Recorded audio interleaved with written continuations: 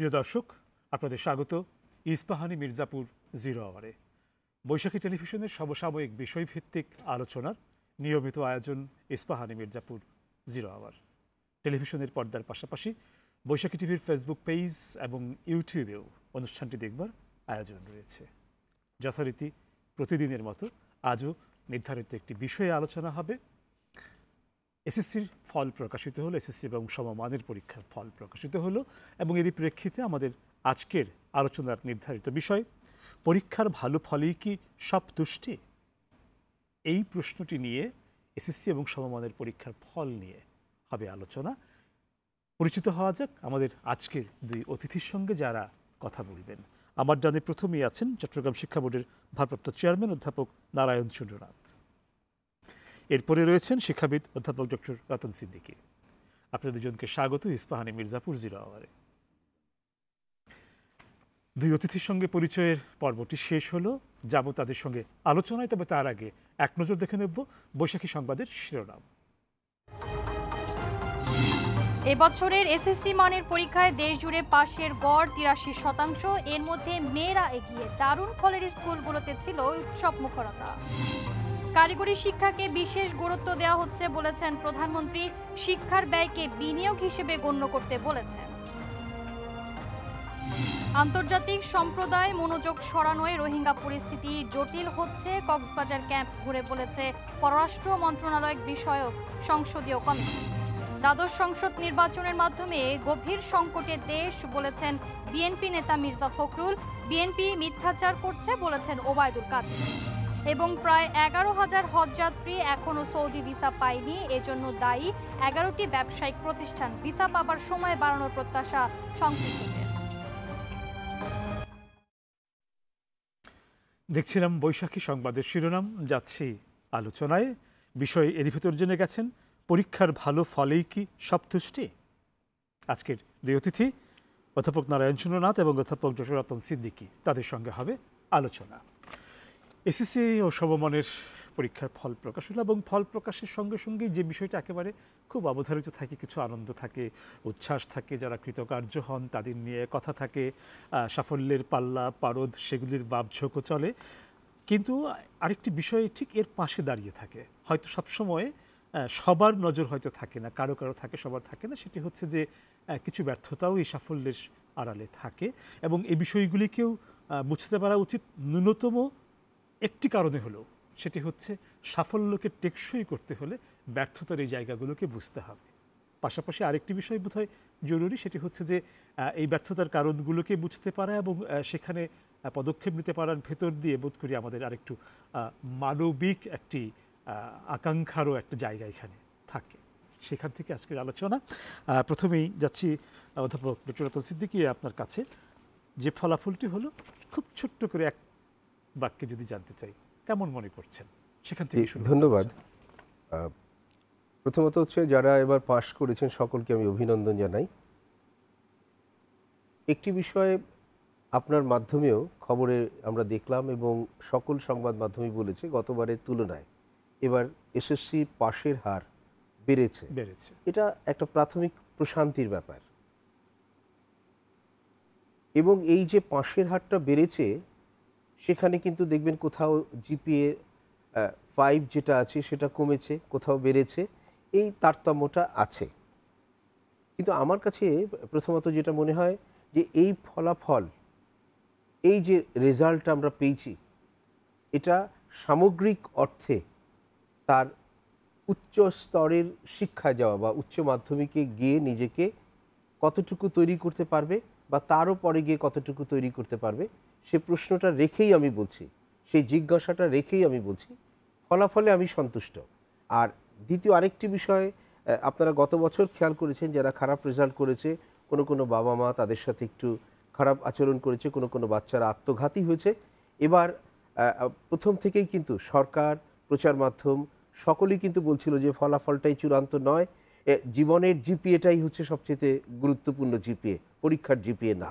বাবা মারা যেন অসহিষ্ণু না হন, অধৈর্য না হন, ফলে এখন পর্যন্ত যতটুকু আমরা জেনেছি যে ওই রকমের কোনো দুর্ঘটনা হয়নি। তাহলে ফলাফল একটি আত্মহত্যার সংবাদ আমরা এখানে আসার আগে আমি পেয়েছি। ঘটছে এই জায়গাগুলিতে বাবা মারা যদি আরেকটু সচেতন হন, সেই আবেদন রেখেই বলবো গতবারের তুলনায় ফলাফল এবার ভালো হয়েছে। এবং আমাদের মাননীয় শিক্ষামন্ত্রী যে কথাগুলো বলেছেন আমিও তার সাথে একমত, মাননীয় প্রধানমন্ত্রী যে কথাগুলো বলেছেন আমিও তার সাথে একমত, যে শিক্ষায় একটি গুণগত মান, গুণগত পরিবর্তনের সূচনা হয়েছে। খেয়াল করবেন শিক্ষাটি হচ্ছে এই রকমের যে তার প্রাথমিক অবস্থায় পরিমাণগত পরিবর্তন করতে হয়, পরিমাণগত পরিবর্তনের একটি স্তরে এসে গুণগত পরিবর্তনে যেতে হয়। বাংলাদেশ শিক্ষার ক্ষেত্রে পরিমাণগত পরিবর্তনের একটি স্তরে উপনীত হয়েছে। এখন পরিমাণগত পরিবর্তনের পরিবর্তে গুণগত পরিবর্তনের সূচনাটা এই বছর শুরু হয়েছে। এজন্য আমি সংশ্লিষ্ট সকলের প্রতি কৃতজ্ঞতা এবং ধন্যবাদ জ্ঞাপন করছি। ধন্যবাদ ডক্টর রতন সিদ্দিকী। অধ্যাপক নারায়ণ সুনুনাথ, আপনার কাছে ফিরছি একই প্রশ্ন নিয়ে। আমরা আলোচনায় একটু বিস্তারিত জায়গায় যাওয়ার আগে, একটু গভীরে যাওয়ার আগে এই প্রসঙ্গে আপনার মতটাও জেনে নিতে চাই যে সব কিছু মিলিয়ে গড়পড়তা কেমন মনে হলো এবারের ফল? সাধারণত যতক্ষণ পর্যন্ত শতভাগ পাস আমরা অর্জন করতে না পারবো ততক্ষণ পর্যন্ত পূর্ণ সন্তুষ্টি এটা বলা যায় না। কিন্তু আমাদের দেশের প্রেক্ষাপটে আমরা যে ধীরে ধীরে পরিমাণটা বাড়াচ্ছি, স্বাধীনতার পর থেকে ধীরে ধীরে পাশের হারটা বেড়েছে এবং মাঝখানে একটু কমলেও এখন অনেকটা বেড়ে আসছে। 2024 সনে আমরা 2023 থেকে আরও কিছু হার বাড়িয়ে আনতে পেরেছি। এটা শিক্ষার্থীদের সার্থকতা, সমাজের সার্থকতা, সর্বোপরি রাষ্ট্রের সার্থকতা। এটা রাষ্ট্রের যে শিক্ষাক্ষেত্রে ব্যবস্থাপনা তার একটি চিত্র পাশের হারের মধ্যে উঠে এসছে। তবুও আমি বলবো যে আরও কিছু করার আছে। হয়তো আমাদের কোনো সন্তানই যেন ঝরে না পড়ে এবং এই যে একটা আত্মহত্যা হলো সেই রকম যেন কোনো ঘটনা না থাকে। যদি সবাই আমরা পাশ করতাম সেই রকম একটা পরিবেশ উন্নত বিশ্বের মতো আমরা হয়তো পাবো কোনো একদিন। স্মার্ট বাংলাদেশ আমাদের মাননীয় প্রধানমন্ত্রীর হাত ধরে আমরা আশাবাদী এবং এই রেজাল্ট যেটা এই বছর হলো সেটাতে আমি মনে করি যে সন্তুষ্টির একটি জায়গা অবশ্যই আছে। ধন্যবাদ অধ্যাপক নারায়ণ সুনুনাথ।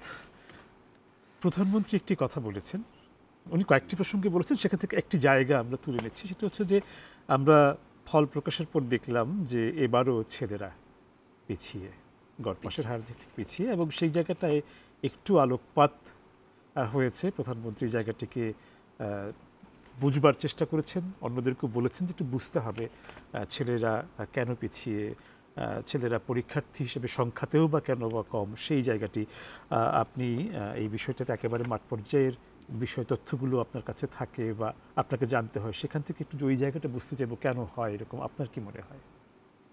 ধন্যবাদ আপনাকে। আজকে যখন মাননীয় প্রধানমন্ত্রী বক্তৃতা দিচ্ছিলেন ফলাফল প্রকাশ অনুষ্ঠানে, তখন তিনি ছাত্র এবং ছাত্রীর সংখ্যা নিয়ে কথাটাই বলেছিলেন।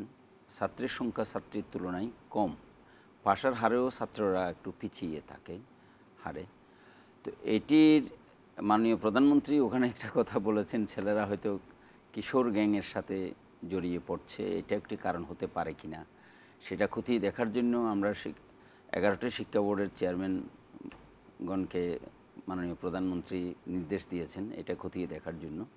আমরা সেটা হয়তো দেখব ভবিষ্যতে।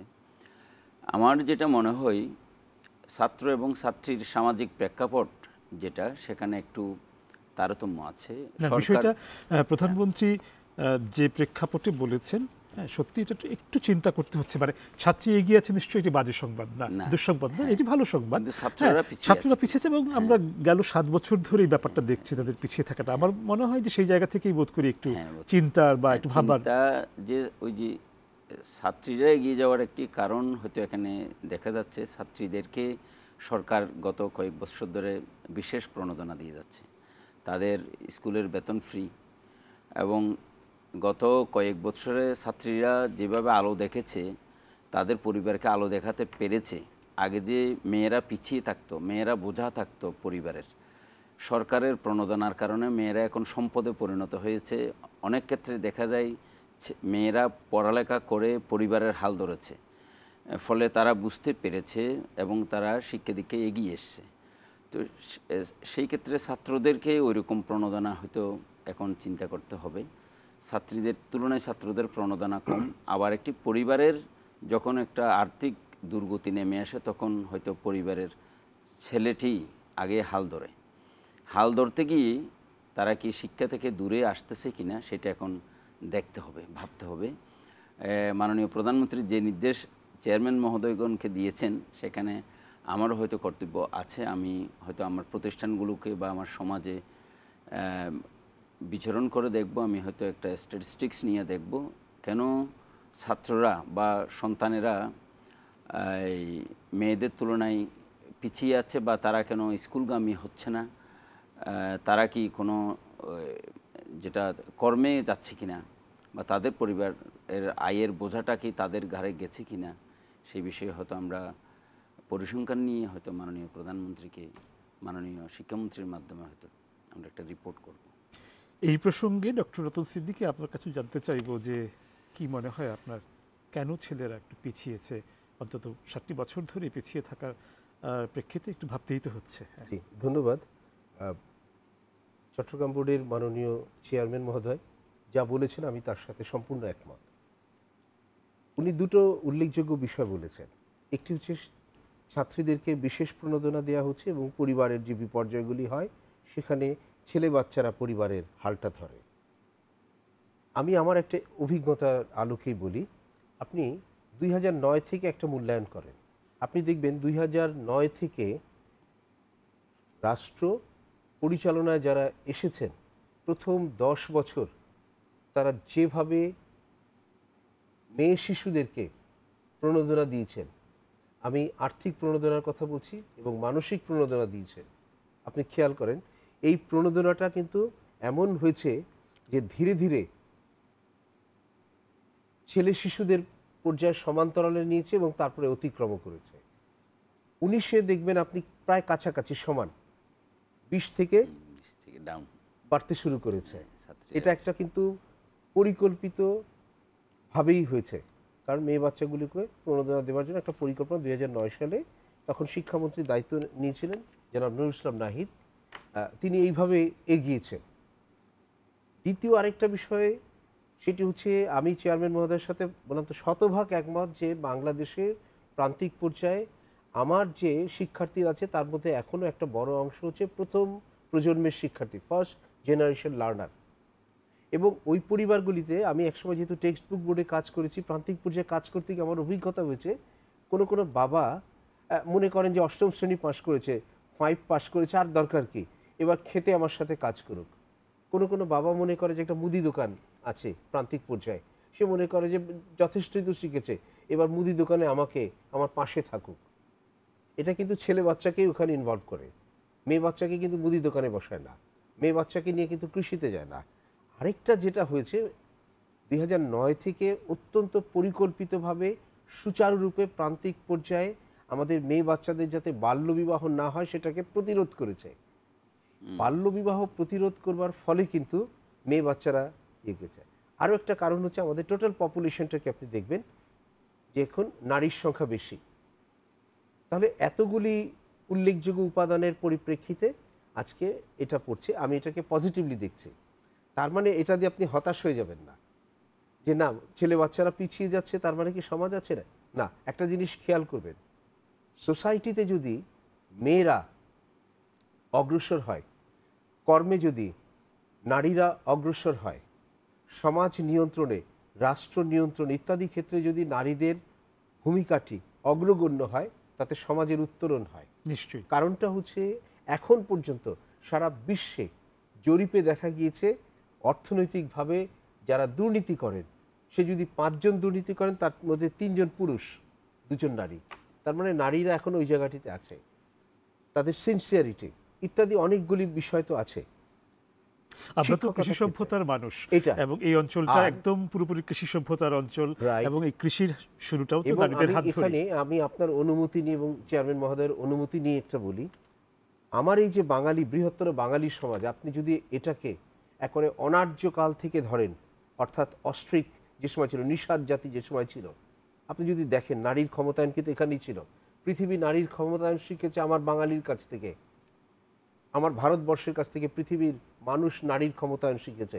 আমার এই দেশের নিয়ম ছিল যে একটা নারী তার বিয়ে হবে, বাবা ঠিক করেছেন বিয়ে, এবার পুরুষদেরকে ডাকা হতো, এবার মেয়েটি পছন্দ করতো কাকে সে বিয়ে করবে, 5 জন 6 জন 7 জন পুরুষকে, এর নাম ছিল স্বয়ম্বর স্বয়ম্বর নির্বাচন, স্বয়ম্বর সভা। স্বয়ম্বর সভা।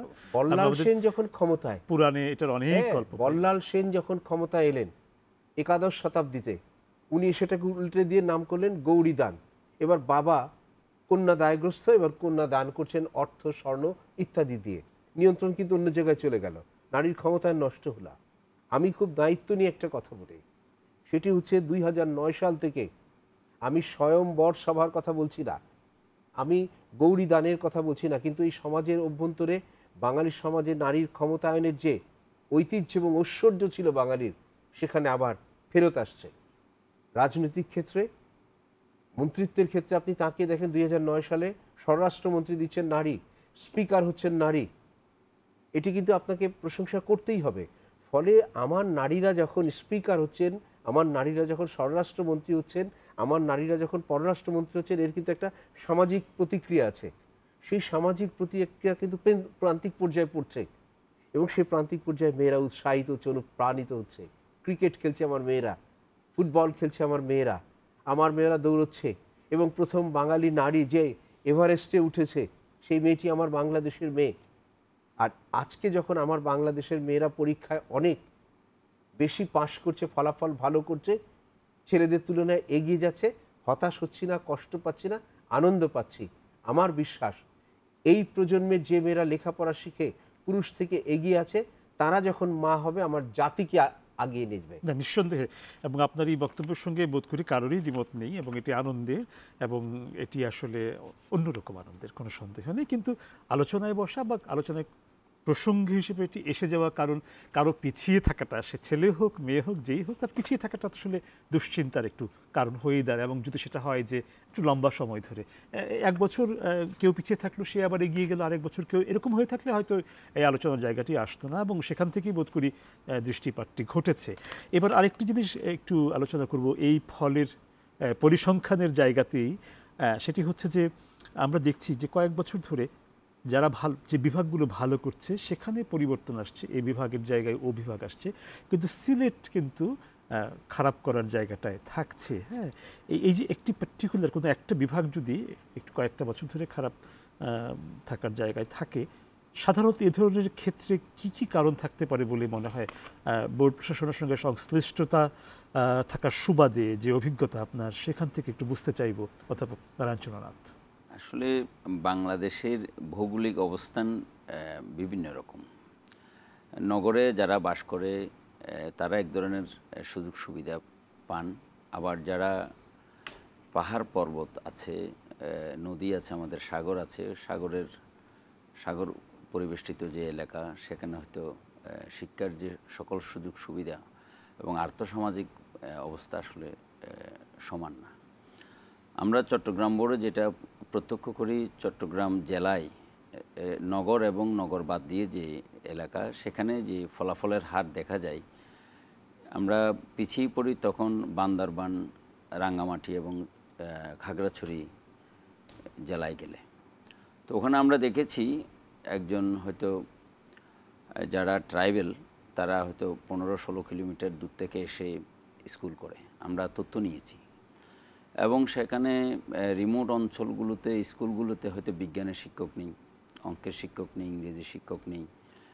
আবার ওখানে আর্থসামাজিক প্রেক্ষাপটে আমাদের জীবিকা নির্বাহ করা খুবই কঠিন, এবং তারা প্রায় দরিদ্র। সরকার অনেকগুলো প্রণোদনা দিচ্ছে এবং শিক্ষাক্ষেত্রে সাহায্য করার চেষ্টা করছে, কিন্তু সেটা নগরের সুবিধার মতো হয়তো সমান্তরালে এগুচ্ছে না। এইবার কিন্তু চট্টগ্রাম বোর্ড একটা আমরা দেখলাম যে আমাদের পাহাড়ি অঞ্চলে পাশের হার গত বছরের তুলনায় বেড়েছে। এটা একটি ভালো খবর, এটা আমরা হয়তো একটু চেষ্টা করেছি। তো সিলেট একই প্রেক্ষাপটে, সিলেটের এলাকাও ওইরকম, কিছু কিছু প্রাকৃতিক মিল তো আছেই। এবং সিলেটের যে নগর, সেখানে হয়তো পাশের হার বেশি। এখন এগ্রিগেট মানে সামগ্রিক সিলেটের বোর্ডের অধীনে যে জেলাগুলো আছে, এমন কিছু জেলা আছে যেখানে হয়তো চা শ্রমিকেরা থাকেন, হয়তো ওই অঞ্চলের শিক্ষার যে ফেসিলিটি সেগুলো কম আছে। এবং চা শ্রমিকদের সন্তানদের একটা বড় অংশ তো শিক্ষার আলো থেকেই বঞ্চিত হতো। যাই হোক, কিছু স্কুল তৈরি হওয়া, তাদেরকে অন্তর্ভুক্ত করার প্রক্রিয়া সরকারি এবং বেসরকারিভাবে থাকায় কিছুটা সরকারের প্রক্রিয়া আছে, ওই সমস্ত এলাকাকে আলোকিত করার এবং সেখানে অনেকগুলো মাননীয় মন্ত্রী মহোদয় আজকেও বলেছেন ওই সমস্ত এলাকায় যাতে এমনভাবে শিক্ষক নিয়োগ করা হয় যাতে ওই সমস্ত এলাকায় যারা আসলে শিক্ষাদানে থাকবেন ওখানে বসবাস করবেন সেই ধরনের শিক্ষক যাতে ওখানে দেয়া যায়। আচ্ছা, ওইভাবে যদি ব্যবস্থা নেওয়া যায় হয়তো সেই অবস্থা থেকে উত্তরণ করতে পারে। আচ্ছা, নগর কেন্দ্রিক কোনো শিক্ষককে নিয়ে যদি ওই সমস্ত রিমোট এরিয়ায় দেওয়া হয় আসলে তারা থাকতে চান না, ফলে তাদের থেকে যে সেবা জনগণ পাওয়ার কথা সেই এলাকার তারা হয়তো বঞ্চিত হয়। আচ্ছা, তো এখন যদি ওই রকম একটা ব্যবস্থা আনা যায়, ওই আঞ্চলিকভাবে যারা ওখানে থাকবেন, যারা আসলে ওখানে থেকে শিক্ষা দিবেন, ওই রকম চিন্তা ভাবনা করে শিক্ষক নিয়োগ করা গেলে ওই সমস্ত দুর্গম এলাকায় আমার মনে হচ্ছে যে শিক্ষার হারও বাড়বে এবং ওই সমস্ত এলাকাকে শিক্ষিত করে গড়ে তোলা সত্যিকার অর্থে সম্ভব হবে। আমাদের সেই কারণে সিলেট একটু পিছিয়ে। একটা বিরতির সময় হয়ে এসছে, আবারও কথা হবে আপনাদের সঙ্গে বিরতির পর। প্রিয় দর্শক, ইস্পাহানি মির্জাপুর 0 আওয়ারে সময় হয়েছে একটি বিরতির। ফিরব কিছুক্ষণের ভেতর, আশা করি সঙ্গে থাকছেন।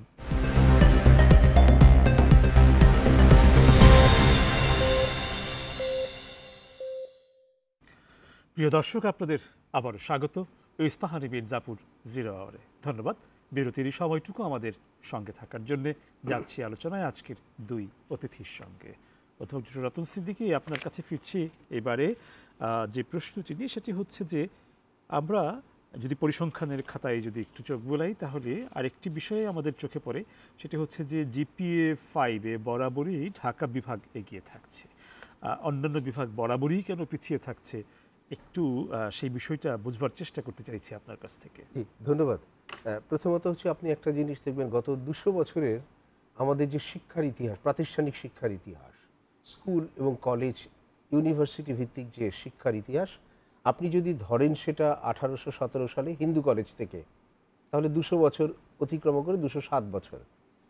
এই 207 বছরের ইতিহাসে আপনি বরাবরই দেখবেন আমাদের শিক্ষাটি প্রধানত নগর কেন্দ্রিক ছিল, প্রধানত নগর কেন্দ্রিক। হিন্দু কলেজটা কোথায় হয়েছে? কলকাতায়। আমার ডেভিড হেয়ার, যাকে আমরা বলছি আমার এদেশের শিক্ষার ইতিহাস বা শিক্ষা সূচনা করেছেন প্রাতিষ্ঠানিকভাবে, সেই ঘড়ির দোকানের মেকার ডেভিড হেয়ার, তিনিও তো কলকাতায় শুরু করেছিলেন। আমার স্কুলগুলি যখন ব্রিটিশ গভর্নমেন্ট করা শুরু করেছেন, বিশেষত তার যে শিক্ষা কমিশনের রিপোর্টের পরিপ্রেক্ষিতে, অর্থাৎ 1813 সালে আমাদের প্রথম শিক্ষানীতি তো 1813 সালে মেকলে করলেন, মেকলে যেটা করলেন, তারপর থেকে আজকে পর্যন্ত অর্থাৎ 2009 এবং 10 সালে কবির চৌধুরী শিক্ষা কমিশন, তার মানে 20টা শিক্ষা কমিশন কিন্তু হয়েছে বা এইটা হয়েছে, এবং তার প্রত্যেকটি কিন্তু দেখবেন আপনি যে শিক্ষার মূল ফোকাসের জায়গাটা হচ্ছে নগর, শহর, বন্দর, এই এলাকাগুলো।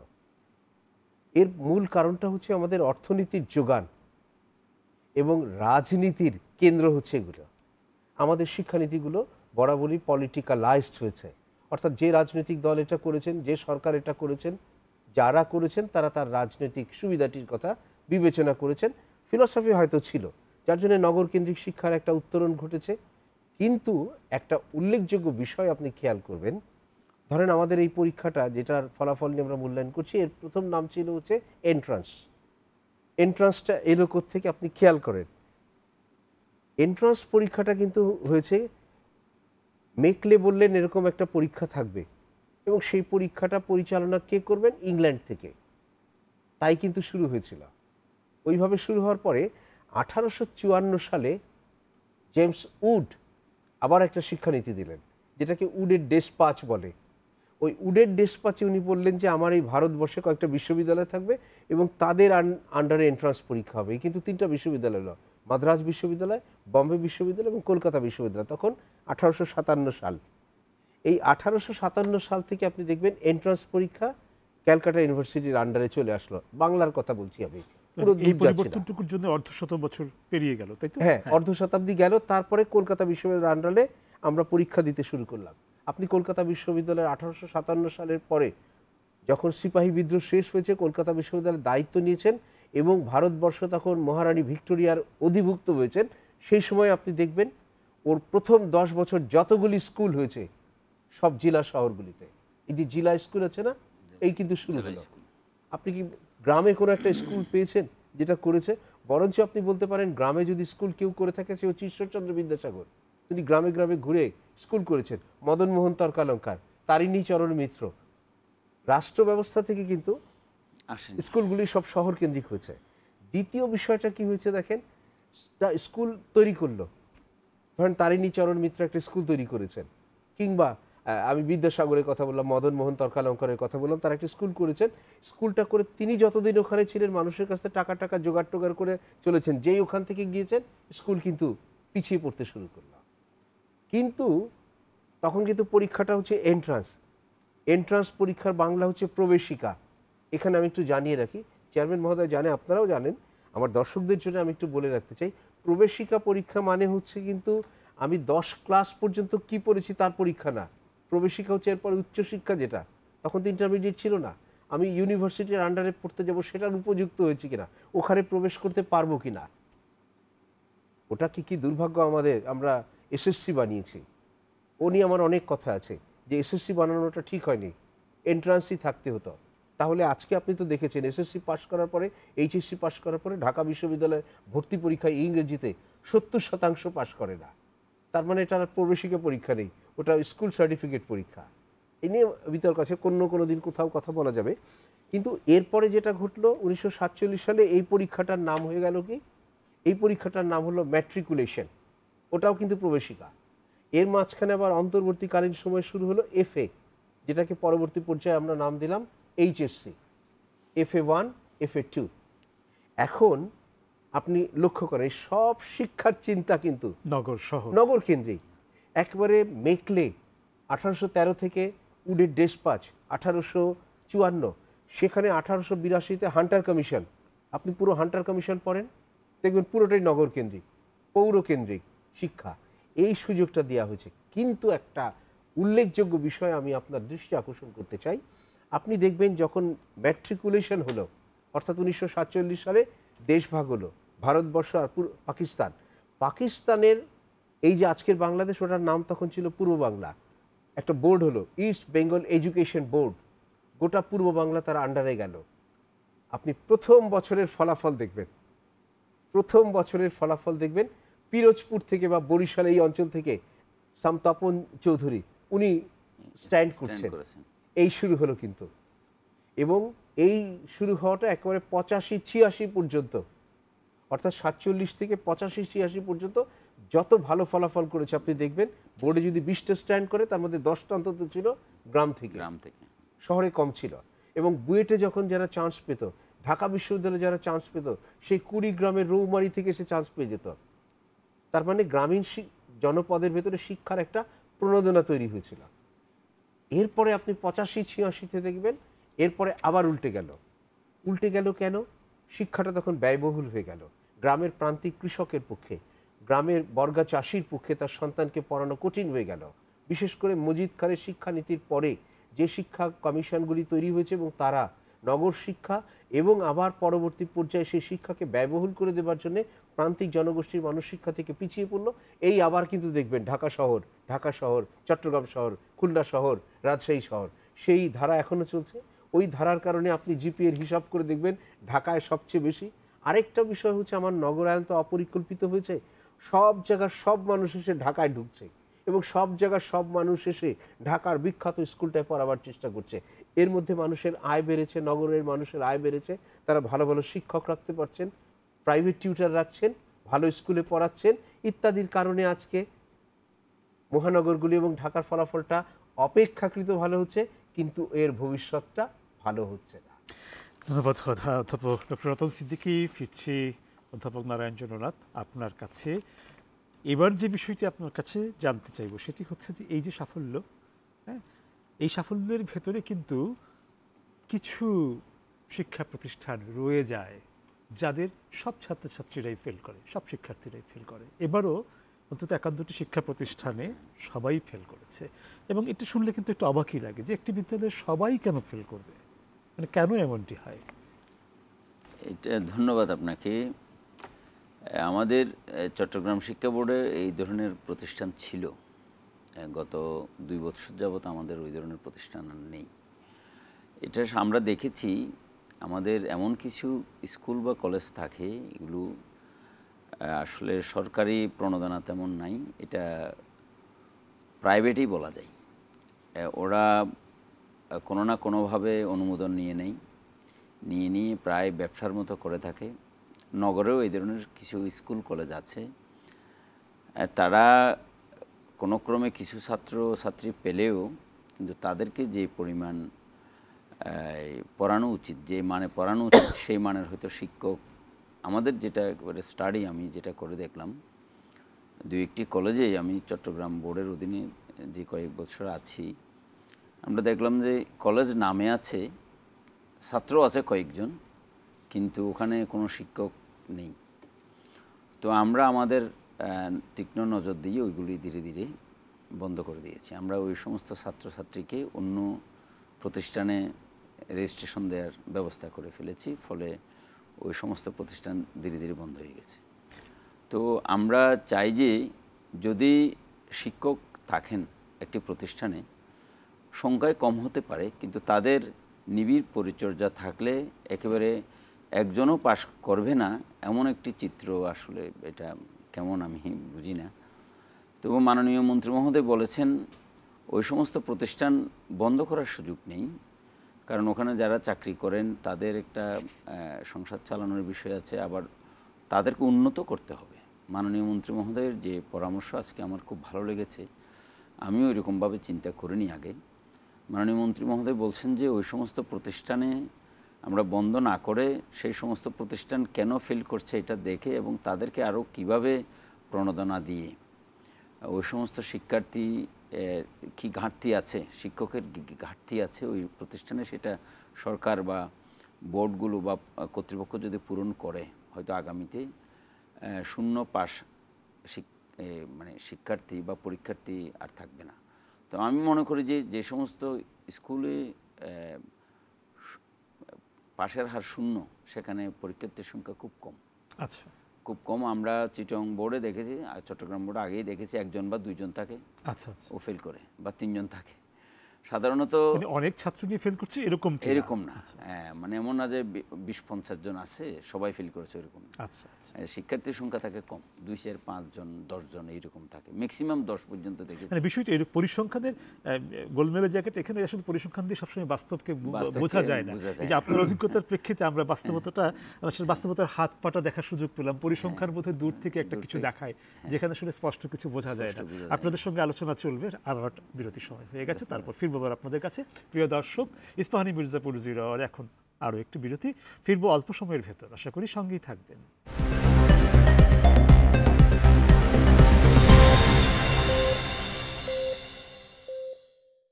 প্রিয় দর্শক, আপনাদের আবারও স্বাগত ইস্পাহানি মির্জাপুর 0 আওয়ারে। ধন্যবাদ বিরতির এই সময়টুকু আমাদের সঙ্গে থাকার জন্য। যাচ্ছি আলোচনায়। অধ্যাপক রতন সিদ্দিকী, ফিরছি আপনার কাছে। এবার যে বিষয়টি নিয়ে একটু কথা বলতে চাই সেটা হচ্ছে যে ধরেন ভালো ছাত্র ভালো ছাত্রী, এই যে ধারণাগুলো, আমরা এই ভালো ছাত্র বা ভালো ছাত্রীর ধারণার সঙ্গে সঙ্গে আমরা আসলে দেখি মানে কীভাবে ভালো করলো, বেশি নাম্বার পেল, কিভাবে সে এগিয়ে থাকলো, বেশি নম্বর পেল। তো নম্বর পাওয়ার সঙ্গে যদি ভালোত্বের ব্যাপারটি জড়িয়ে থাকে, বেশি নম্বর পাওয়ার সঙ্গে যদি থাকে জড়িয়ে, তাহলে অন্যান্য গুণাবলী অর্জনে শিক্ষার্থীরা কেন আগ্রহী হবে? এই জায়গাটা একটু কথা বলতে চাই। চমৎকার কথা বলেছেন। আমাদের এই বৃহত্তর বাংলায়, বৃহৎ বঙ্গে আমার যে শিক্ষা ব্যবস্থা ছিল, সেই শিক্ষা ব্যবস্থা ছিল তো গুরুগৃহে তো বাচ্চারা 4 বছর পড়বার পরে যখন 4 বছর পরে গুরু মনে করতো যে তার সামগ্রিক জ্ঞান সম্পন্ন হয়েছে, তখন তাকে বলতো যাও ওখানে জল আছে, স্নান করে এসো। স্নান করে আসবার পর একটা পইতে পরিয়ে দিয়ে বলতো যে জল এবং জ্ঞানে তুমি স্নান করেছো বলে আজকে থেকে তুমি স্নাতক। তাকে বলা হতো শিক্ষার্থী, ওরা শিখতে যেত। এরপরে যখন ধরেন 1813 পরে 1817 হিন্দু কলেজ, 1835 পাঠ্যপুস্তক, স্কুল টেক্সট বুক বোর্ড, 1817-18 ইত্যাদি যখন শুরু হলো, তখন পরীক্ষা পদ্ধতি যখন চালু হলো, তখন কিন্তু ওই শিক্ষার্থী হয়ে গেল পরীক্ষার্থী, তার মানে পরীক্ষার জন্য পড়ে। আর এরপরে যখন টিক চিহ্ন হলো 91-তে, এরপরে যখন জিপিএ টিপিএ ইত্যাদি হলো, গোল্ডেন টোনের হলো, এবার ওই পরীক্ষার্থী হয়ে গেল নম্বরার্থী। তাহলে শিক্ষার্থীর শিক্ষা গেল, পরীক্ষার্থীর পরীক্ষা গেল, এখন শুধু নম্বরটা টিকে আছে। ফলে আপনি তাকে তো সামগ্রিক ফলাফল ভালো এই কথা তো বলতে পারবেন না, কারণ উনি তো কিছু শিখছে না, শুধু নম্বর পাচ্ছে।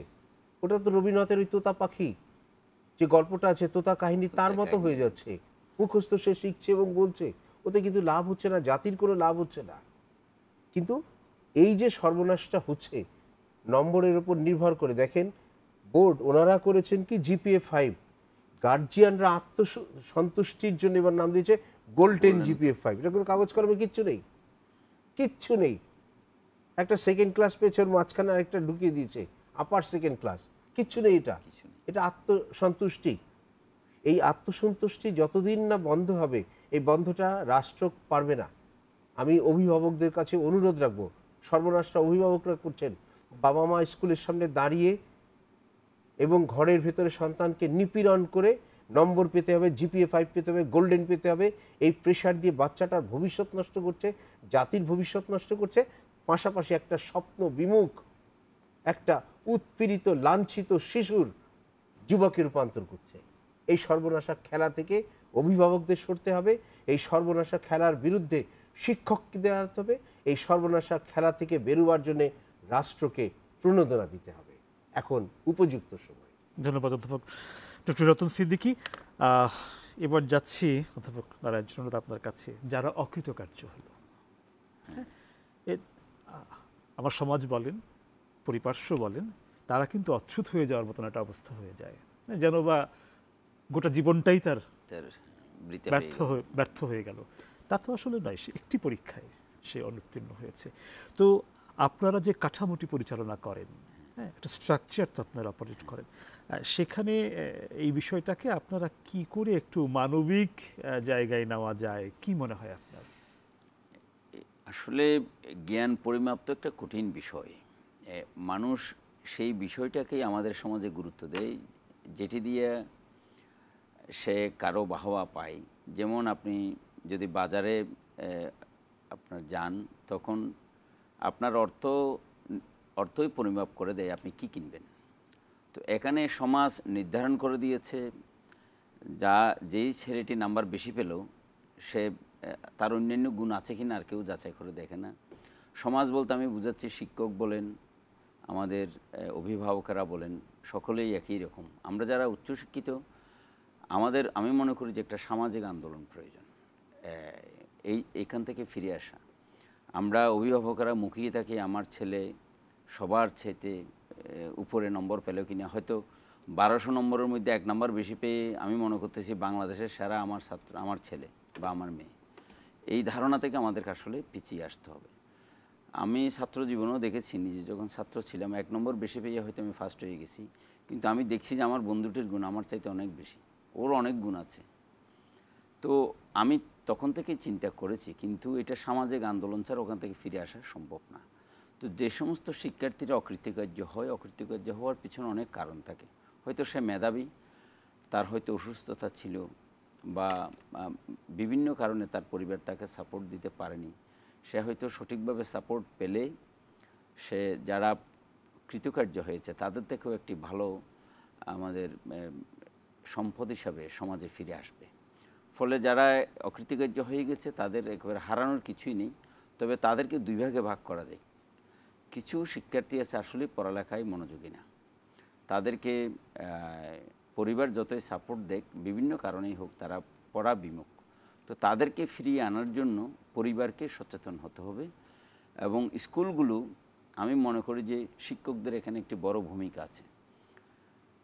এখন শিক্ষা ব্যবস্থাপনা অনেকটুকু আমরা যখন ছাত্র ছিলাম সেই জায়গায় নেই, আমাদেরকে সকল শিক্ষকরা চিনতেন।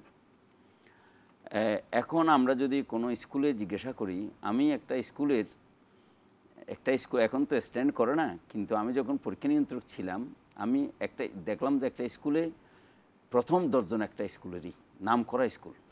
তো আমি ওই লিস্টটা নিয়ে হেডমাস্টারকে ফোন দিলাম, অমুককে চিনেন কিনা, চিনে না। দ্বিতীয় জনের জন্য নাম বললাম, চিনে না। 10 জনের নামই বললাম, কাউকেই চিনে না। তো একজন হেডমাস্টার কিন্তু ওখানে নতুন না, উনি কিন্তু ওখানে 3 বছর তখন, তারপর ছাত্রদের চিনতে পারছেন, উনি একজন ছাত্রীকেও চিনতে পারছে না। তখন আমি তো অবাক, আমি 10টা বই কিনেছিলাম ওখানে গিয়ে ছাত্রীদেরকে গিফট দেবো, আমি আর যাই নাই।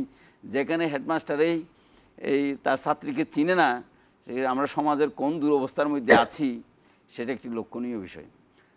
আমি মনে করি যে আমি তো শিক্ষক, তো আমি যখন কোনো ছাত্রর দুরবস্থা নিয়ে তার গার্ডিয়ান যখন শেষ হলে আমরা বিরতিতে, আমরা বিরতি না, আমরা একদম শেষ, তার প্রিন্সিপালের কাছে আসতেন, তখন উনি বলতেন যে আপনি অমুকের কাছে যান, আপনার সন্তান আসলে কি করে কলেজে আপনি বুঝতে পারবেন। অর্থাৎ আমার কথা হলো যে আমার পপুলেশন সাইজ যতই বড় হোক, অর্থাৎ শিক্ষার্থীর সংখ্যা যতই বড় হোক, যে কোনোভাবেই হোক, যে কোনো ব্যবস্থাপনায় হোক, শিক্ষকদেরকে প্রত্যেকটি শিক্ষার্থীকে নজরে রাখতে হবে। তাহলে হয়তো কোনো সন্তান আমাদের হারিয়ে যাবে না। যদি আমরা মনে করি যে প্রত্যেকেই আমাদের নিজের সন্তান, এটা শিক্ষকদের এখানে একটি বড় ভূমিকা আছে বলে আমি মনে করি। ধন্যবাদ আপনারা দুজনকে আজকের আলোচনায় অংশ নেওয়ার জন্য। সময়ের স্বল্পতার কারণে শেষ করতে হচ্ছে এখানেই। প্রিয় দর্শক, আপনাদেরকেও ধন্যবাদ আমাদের সঙ্গে থাকার জন্য। আজকের এই আলোচনা শেষ করার আগে একটি কথা শুধু বলে যেতে চাই, সেটা হচ্ছে যে এই যে ফল প্রকাশিত হলো, তাতে যারা সাফল্যের সঙ্গে উত্তীর্ণ হয়েছেন তাদেরকে অবশ্যই অভিনন্দন জানাই। আর যারা পারেননি তাদেরকে শুধু এটুকু বলতে চাই, এখানেই শেষ নয়, সামনে সময় আছে, অনেক পরীক্ষা আছে, সেগুলোতে সামর্থ্য প্রমাণের সুযোগ আছে। সেই সুযোগটুকু আপনারা কেউ যেন না হারান। আজ শেষ করছি এখানেই। কাল আবারও দেখা হবে, কথা হবে অন্য কোনো বিষয়ে। সে পর্যন্ত ভালো থাকুন, সুস্থ থাকুন, শুভরাত্রি।